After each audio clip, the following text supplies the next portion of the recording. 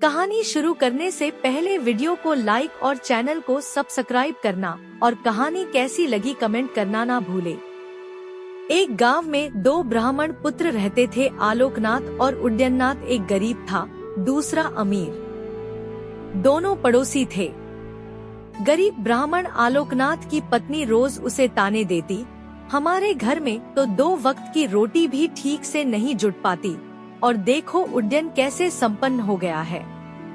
एक दिन पूर्णिमा को पत्नी की रोज रोज की झिकझिक से तंग आकर आलोकनाथ जंगल की ओर चल पड़ा, यह सोचकर कि कोई जंगली जानवर उसे खा जाएगा और वह इस दुखद जीवन से मुक्त हो जाएगा। जंगल में एक गुफा थी जिसमें एक खूंखार शेर रहता था, पर उस शेर की नींद में खलल न पड़े इसके लिए एक हंस पहरेदारी करता था। जब हंस ने ब्राह्मण को दूर से आते देखा तो सोचा, अरे यह तो गया काम से, शेर इसे मार डालेगा और यह पूर्णिमा का दिन है, मुझे पाप लगेगा। हंस ने एक उपाय सोचा। उसने शेर के पास जाकर जोर से कहा, हे जंगल के राजा, उठिए, जागिए, आज आपका भाग्य उदय हो गया है। स्वयं विप्रदेव आपके घर पधारे हैं।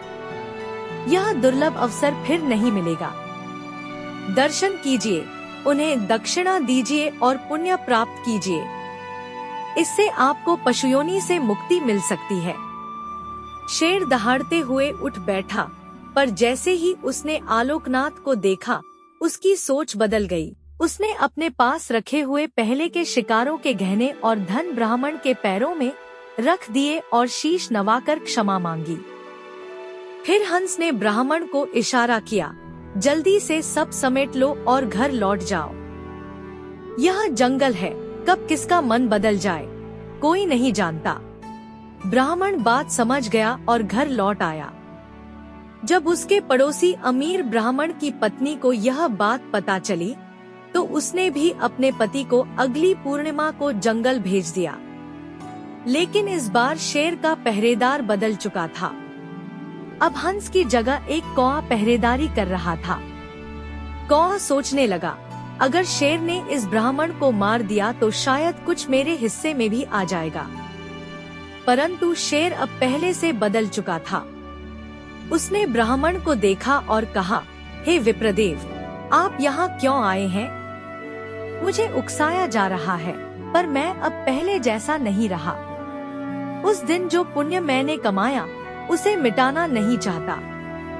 कृपया यहाँ से चले जाइए, इससे पहले कि मेरी बुद्धि फिर से उलट जाए। ब्राह्मण डर के मारे तुरंत वहाँ से भाग गया।